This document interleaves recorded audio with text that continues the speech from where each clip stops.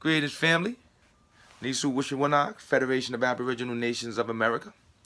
Hope that this Father's Day finds you all well, and a very many blessings to all of the fathers out there. I hope that your day is enjoyable. I've definitely been trying to enjoy mine. Today, just wanted to come touch base a little bit. Wanted to share thoughts on two concepts with y'all because I think they're very key and important for our people.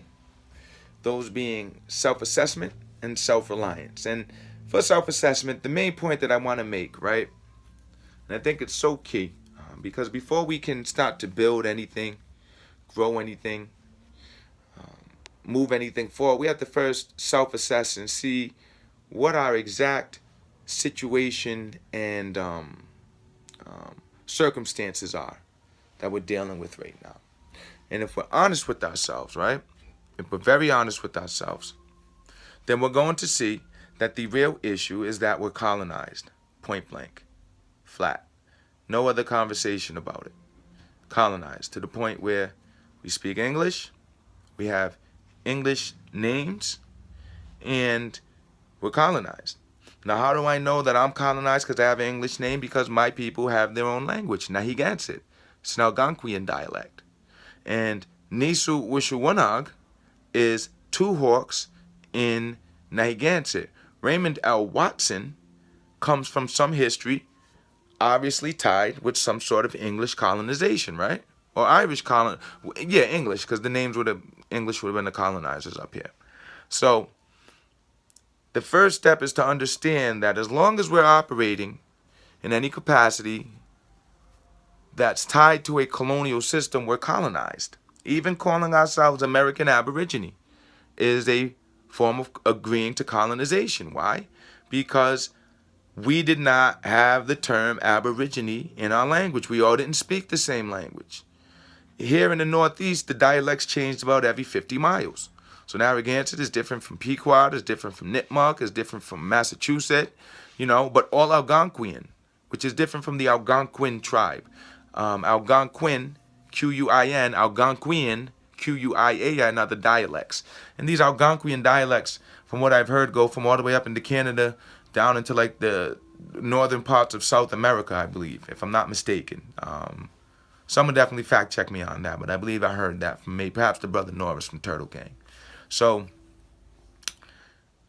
my people spoke Nahiganset. So the fact that I'm having to speak to you all in English right now shows a certain level of colonization. So that's the first part. We have to self-assess and understand exactly where we are. And we are colonized Indians, Aborigines. Why? Because in their system, we would be classified as American Indians, right? And if you go and look at, I believe it's the Snyder Act of 1924, the Indian Citizenship Act, they made all Indian citizens. And how did they do that? Well, they made a commercial claim because citizenship is a commercial claim, right? It's the ability to travel, between ports and borders and to, get social security number. All of this sort of stuff is all elements of citizenship, right? Citizenship. So they made all Indians citizens. And because it was commercial, they made a claim. They didn't have to prove it. What you would have to do is disprove the claim. Show that you're not their citizen. And guess what? None of us did that. None of us did that. None of the tribes did that. None of the people did that. None of the ones that were in a capacity, at the very least, to do anything. Because the only place that all of us were written down as in documents that were valid, commercial documents, were in their census, right? And they were switching our classifications over and over and over. So the names that we have show that we're colonized. Using the terminology that they created shows that we're colonized. The only thing that shows that you're not colonized is to go before the colonization, which means utilizing your language, which means tying back to where you're from, being by your bloodline and who your people are, not getting together to formalize some generic thing based upon their system, because you're still based upon their system. You're still based upon their system.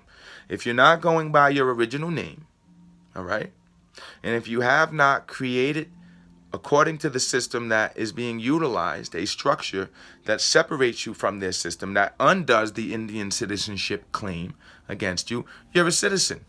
Plain and simple. And if you're going to write anything down commercially in a document, you better make sure everything in it is legitimate.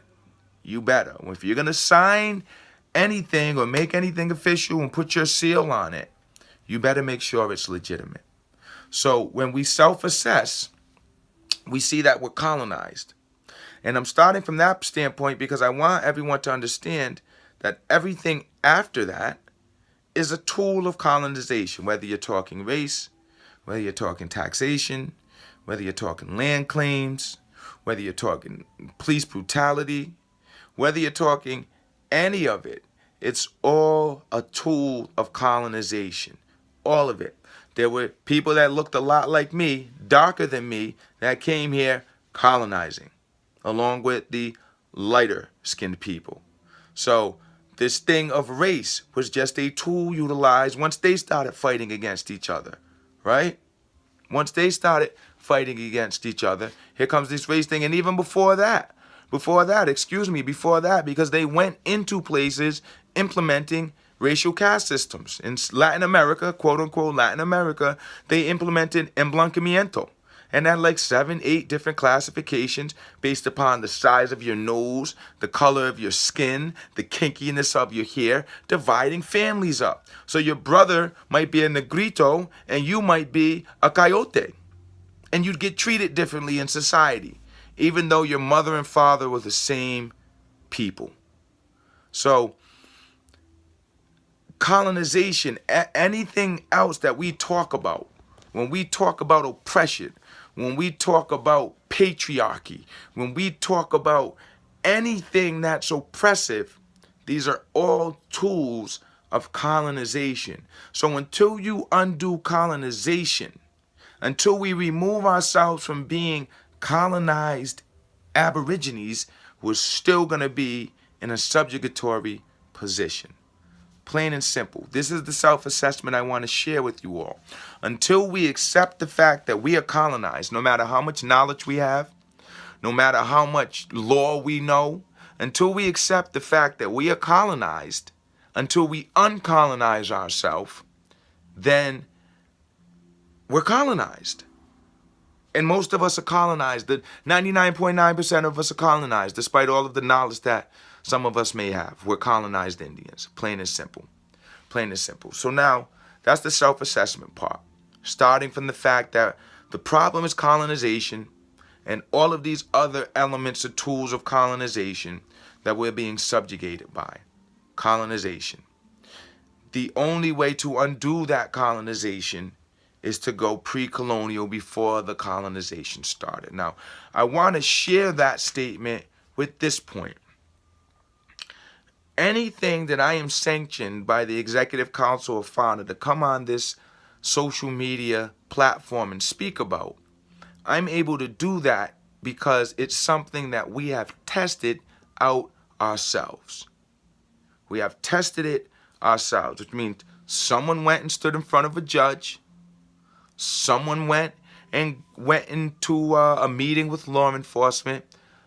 Several of us went and sat in jail cells while they tried to figure things out and had to let us go because they realized they didn't have jurisdiction. There was nothing they could pull. There was nothing that they could, once we've all done these things. So these are not theories.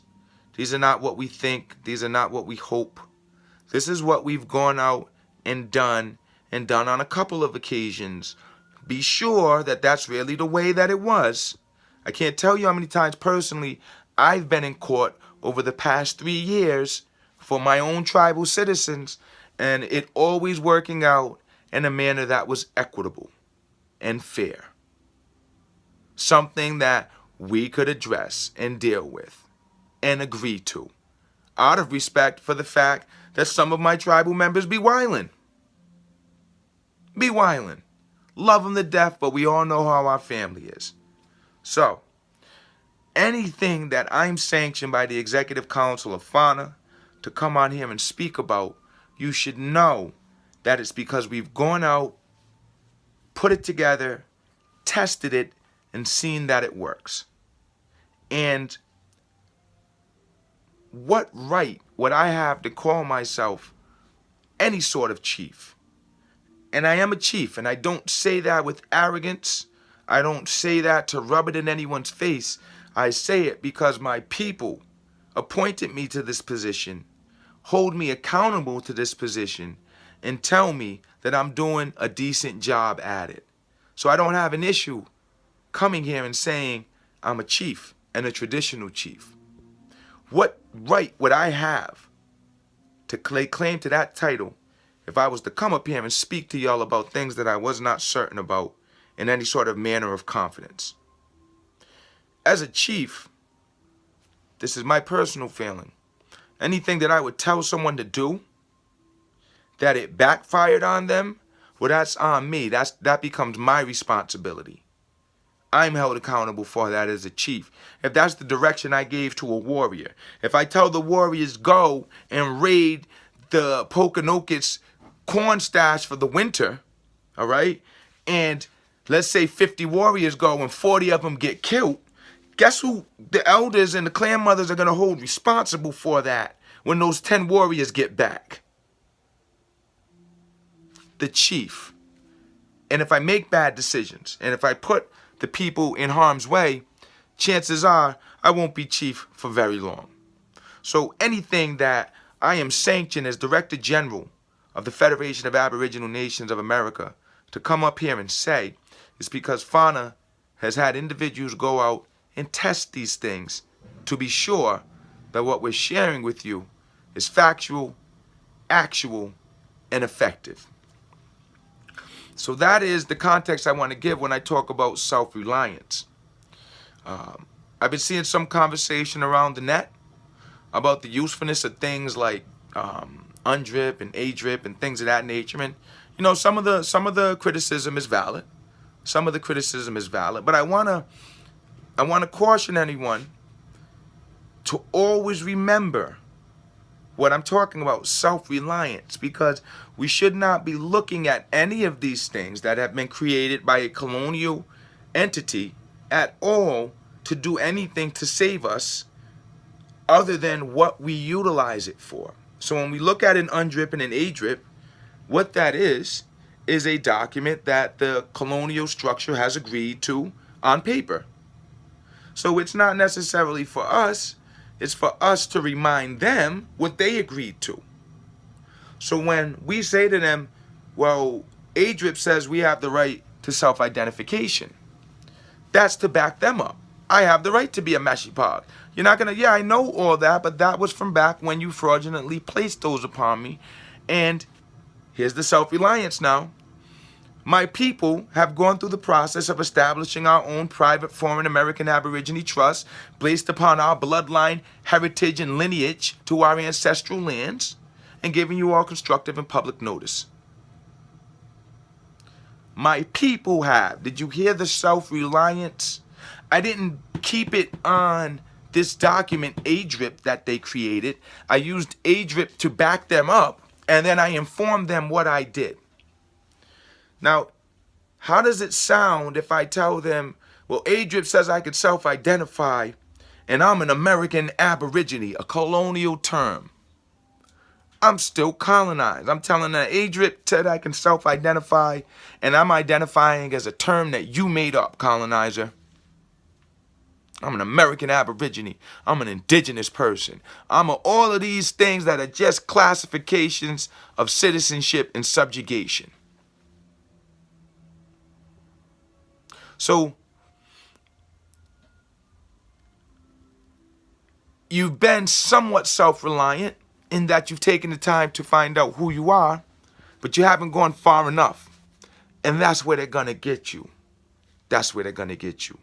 Because, okay, well, you're an Aborigine, fine, but in our records, you're an American Indian. Now, how can I say that? Well, because we had conversation with the U.S. Census and talked to them about wanting to add the term American Aborigine to their thing, and they weren't going to do it. That's covered under Indian. That's a real life, real deal conversation and dialogue we had with this system. It's not something that we think, that's the feedback we got. So then, that's when we responded with, Well, if that's the classification we're going to be in, then that classification has to be an Indian not taxed if you're going to put us under American Indian. And then they came back and said, no, that classification was for these type of individuals. And we said, well, we're those type of individuals. Why? Because we're private tribal citizens of separate trusts, which make us non-U.S. citizens. We're not colonized anymore. And we are acknowledged in treaties that predate the U.S. My bloodline people are acknowledged in treaties that predate the U.S. Tie back to these lands. I can tie right to that. The people, the chiefs of FANA, can tie back to these treaties. So there's two things that you need to be pre-colonial. Two things. The separation, not a U.S. citizen, not colonized, and treaty acknowledgement. You need both of those. And you cannot create a pan-Aboriginal group and claim to have treaty acknowledgement. FANA cannot claim to have treaty acknowledgement. FANA doesn't have treaty acknowledgement. The tribes of FANA have treaty acknowledgement. Do you see the difference? The individual tribes have their treaties. So when we all come together as tribes that have treaties, pre-colonial to the U.S., that is one powerful institution. Much more powerful than a group of Indians who reclassified and now formed an org. Where's your treaties? Which nation are you? Who are your people? It's all going to come back to who are your people. And you haven't removed the colonization. So even when you're utilizing these tools and being self-reliant, you have to still understand that you're coming out of colonization. And if you're not doing it precisely and appropriately and the way that it has to be done according to their system, because this is their system we're dealing with. We're not dealing with our system. Colonization is not our system. We were not colonizers. My people were, they could be brutish, but we weren't colonizers. Not like this nonsense that's going on. Perpetual slavery? End your children? Come on, man. Come on. So that's the type of colonization. So we have to move in accordance to the rules of their system. And once you move according to the rules of their system and pull yourself out of it, well, then you find that they fully understand and get that you're not a colonized Indian anymore. And as the Sagamore always likes to say, it puts you in a tremendous position to be able to utilize their laws to get your rights. Utilizing their laws to get your rights. But by their laws, in order to be a separate nation or separate from the U.S. trust, you have to be part of a private foreign trust that is superior to theirs if you're going to be in these lands that they're claiming. Because if you haven't repatriated over to a trust, then you're an Indian to them.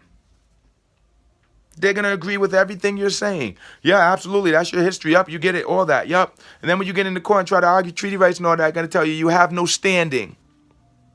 Do you know what that word means in court? Standing. You have no standing. And they're not going to tell you why you don't have any standing. They're just going to tell you you don't have it. But we're going to tell you why you don't have it. Because you're not a nation. You're an individual. And you're a citizen, and citizens cannot go after their own countries internationally. They have to use their domestic court systems. Citizens have to utilize their domestic court systems. International law kicks in when it's a difference between two different nations or two different states. That's when the international element comes in. So if you're still an American Indian, whether you're an Aborigine, Indigenous, autochthonous, whatever the case may be, if you're still an American Indian, then there's no international right. You're getting civil rights. You're getting civil rights, not human rights. You're getting civil rights. Indians will get civil rights.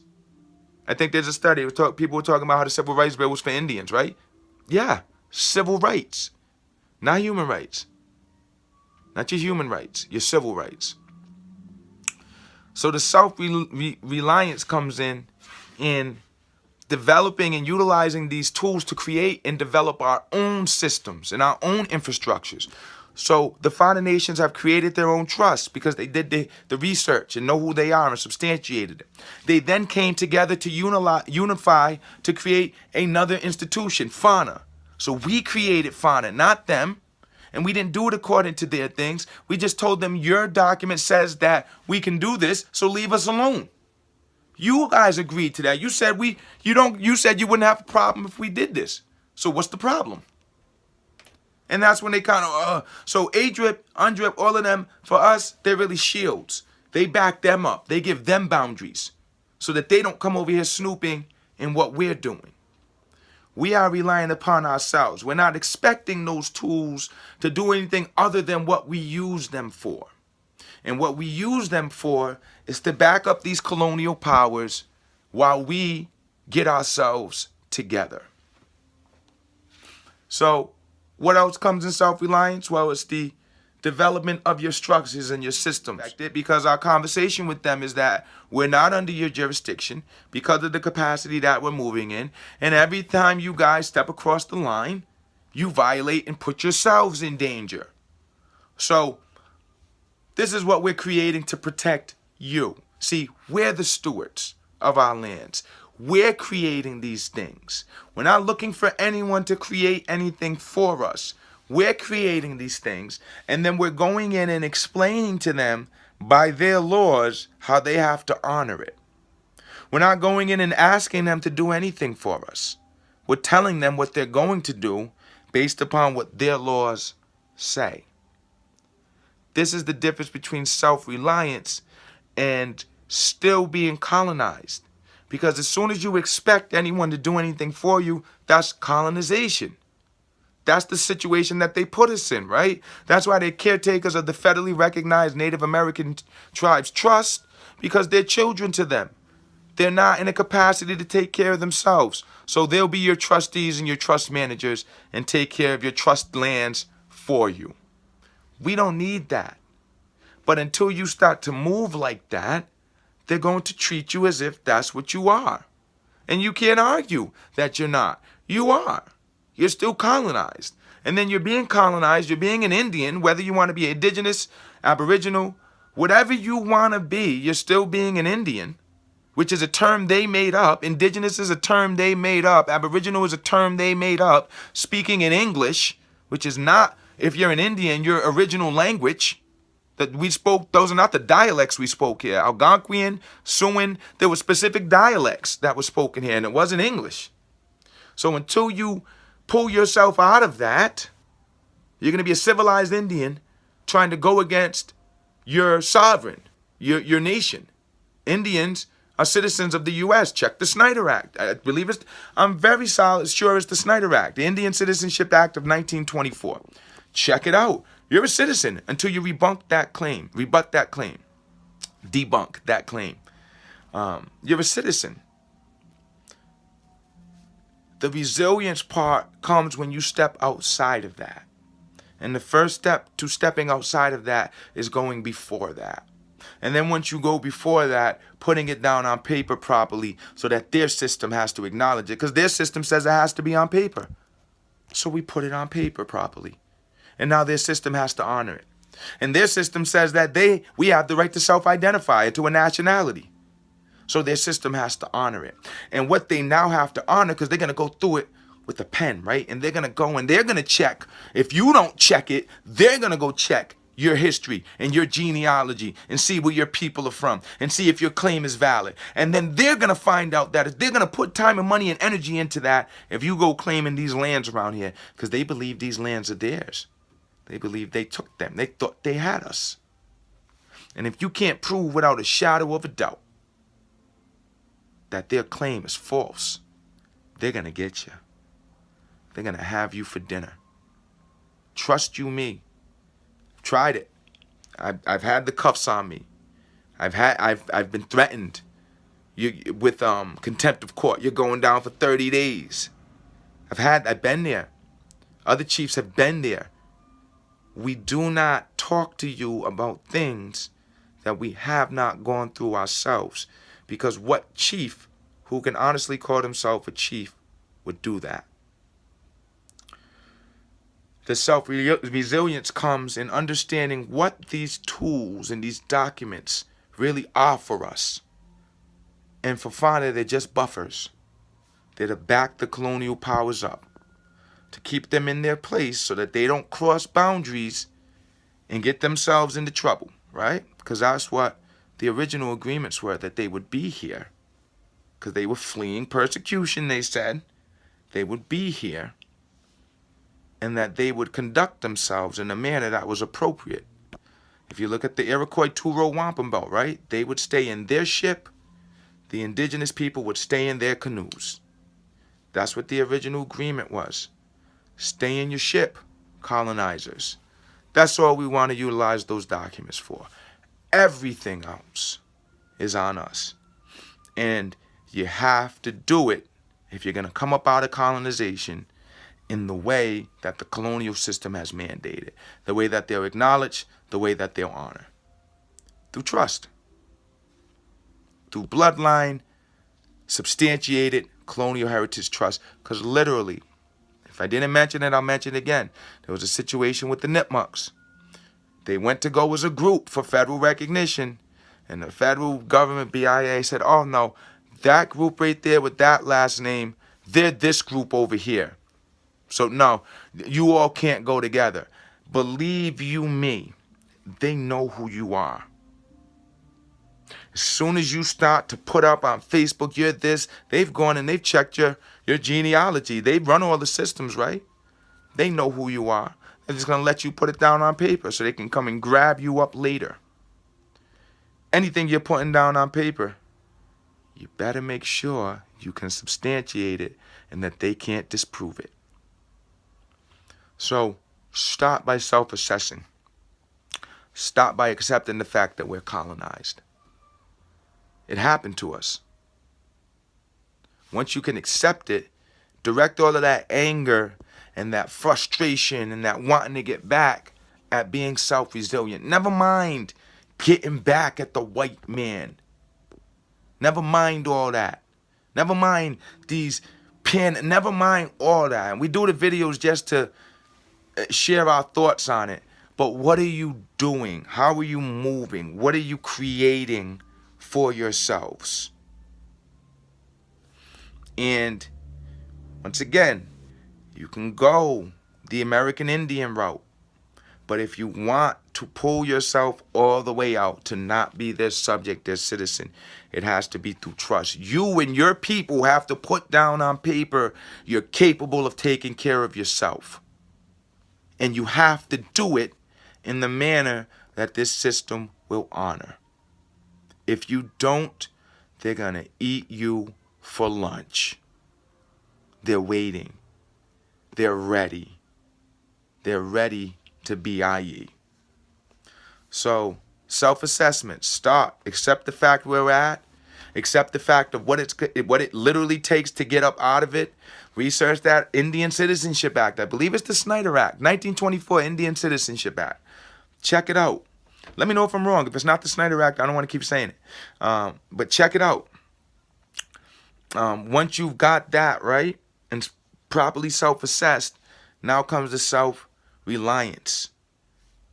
The trust is the first step, but it has to be pre-colonial. If you want to stay out of that federal jurisdiction and don't want them meddling in your business. That's how devious this colonial system is. Sorry, the video got cut, so I had to come back in. But those are just the thoughts I wanted to share with you this day. Self-assessment and self-reliance. And the fact that if you're going to follow anyone, if you're going to listen to anyone, and we particularly hold ourselves at FANA to this level, it should be people who have gone through the fire. People who have fought the test, because before you were a chief, you were a warrior. And you can't be a warrior if you're not out there fighting the fight. All of the chiefs in FANA are warriors. In my experience, in my workings with them, all of them are warriors. Because they've all taken a step to fight the fight. And because they fought the fight, that's why their people honor them as chiefs. They were warriors who earned enough respect from their people to become chiefs.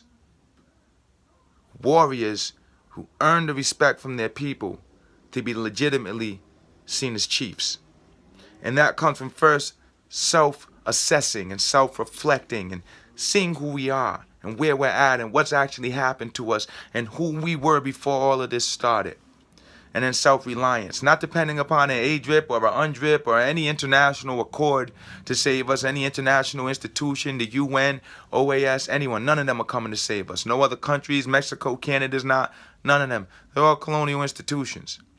What we can do, however, is utilize these things that they've agreed to as the buffer to keep them off of us while we build for ourselves. So self-reliance, self-assessment, and then self-assessment and then self-reliance. Those are the two elements just wanted to share today. Hope that this Father's Day is definitely going well. I'm going to go upstairs and grab something to eat. My wife made something good for me to eat on Father's Day, so you know. About to go enjoy that. For those looking to get more of the culture, I put this out there. I had a couple people reach out on the FANA messaging. We are hosting the 9th annual Big Drum Powwow here in Providence, Rhode Island. That is a traditional Eastern Woodlands powwow. You can find out more about it on Facebook. 9th annual Big Drum Powwow was at the Roger Williams National Memorial. We've had a fantastic relationship with the National Park Service for the past decade or so. And it's just pure grade A, traditional Eastern Woodlands culture, music. A lot of the chiefs come out for it. It's a good time. If you're looking to get the culture, get the understanding, perhaps you want to think about coming up for that. Either way, many blessings to you all this day. Please do share some comments in the section below. And I look forward to, once again, hearing more about you, your story, where you're from, and building with everyone to get past all of this colonial nonsense. Colonization is the problem. Let's get past it. Ako ni tampa ka na tawmag. Pishkanash. Aho.